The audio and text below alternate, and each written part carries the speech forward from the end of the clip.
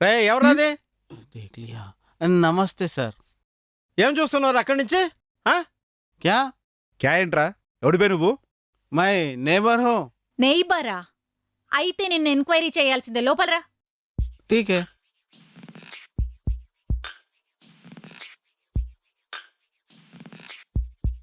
ఏమయ్యా సింగ్, అబ్బాయి తాగుతాడా? ఏ తాగుతా క్యా? పీనా పీనా. हाँ बहुत पीता, सुबह पीता, शाम में पीता, रात में पीता. చూడండి, మీ అబ్బాయి తాగుతాడంట. మాంసింగ్ जी నేను తాగుతానా? हाँ मैं दारू पीते?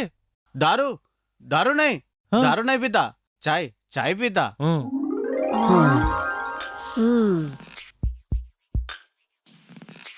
क्या हुआ? कुछ नहीं, आप जाओ.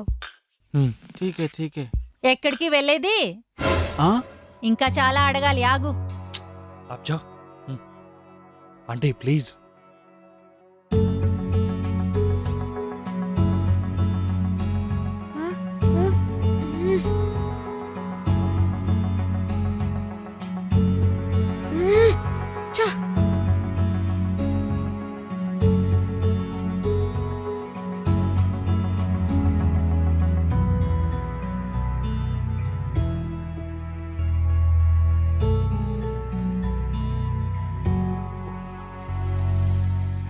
ఎందుకేనా నాన్న పెళ్ళొద్దన్నావు?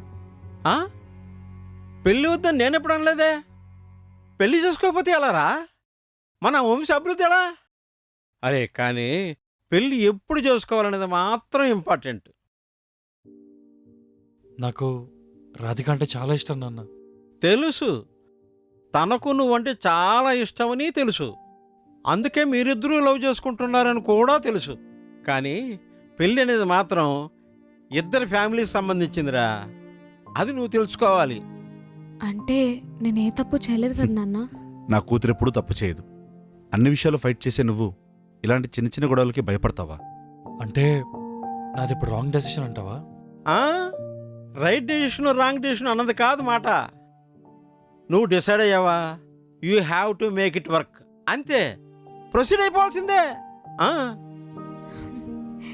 మీరెప్పుడో రావాలని అనుకున్నాను నాన్న, కానీ వచ్చాక ఇలా అవుతుందని అస్సలు అనుకోలేదు. వెళ్ళిపోమంటావా? అయ్యో అలా కాదు నాన్న. కాపురం పెట్టావు కదా, ఈ గొడవలని తప్పవులే. లవ్ మ్యారేజ్ అని కాదు, అరేంజ్డ్ మ్యారేజ్లో కూడా ఉంటాయి గొడవలు. నాది అరేంజ్డ్ మ్యారేజే, కానీ మా పెళ్ళైన కొత్తల్లో మీ నాన్నమ్మకి మీ అమ్మకి రోజు గొడవలే. ఇందాక గొడవ పడ్డారా ఇద్దరు, ఇప్పుడు చూడు హ్యాపీగా వంట చేసుకుంటున్నారు. అది లైఫ్ అంటే. వాళ్ళని పట్టించుకోవద్దు, నువ్వు హ్యాపీగా ఉండు, అంతే మరి. థ్యాంక్స్ నాన్న. ఇలాంటి టిప్స్ నా దగ్గర చాలా ఉన్నాయి, వీలైనప్పుడు వాడతాలే. టిప్స్ గురించి కాదు నాన్న, బైక్ కొనిచ్చావు కదా. బైక్ నేను ఇప్పుడు కొనిచ్చాను రా. అదేంటి, ఈ బండి నువ్వు కొనివ్వలేదా? కాదు, ఇది రాధిక వాళ్ళ నాన్నగారు కొనిచ్చారేమోని నేను అనుకుంటున్నా. కాదా? ఏమైనా బండి చాలా బాగుందిరా, కరిజ్మా XMR. ఏ మోడల్ రా ఇది? 2023 నాన్న. చాలా స్టైలిష్గా ఉంది. ఏమో, నువ్వు కాదా కొనిచ్చింది? లేదురా, అసలు మేము ఇక్కడికి ఎందుకు వచ్చామో తెలుసా నీకు? ఎవ్రీ ఇయర్ నీ బర్త్డేకి ఏదో గిఫ్ట్ ఇస్తూ ఉంటాం. ఇయర్ మిస్ అవుతావు అనుకున్నావా? అందుకే నీకో సర్ప్రైజ్. మీకోసం ఫ్లాట్ కొన్నాను రా. మీరిద్దరూ హనీమూన్కి సింగపూర్ వెళ్ళడానికి టిక్కెట్లు తెచ్చా. థ్యాంక్ యూ సో మచ్ నాన్న. ఎంజాయ్.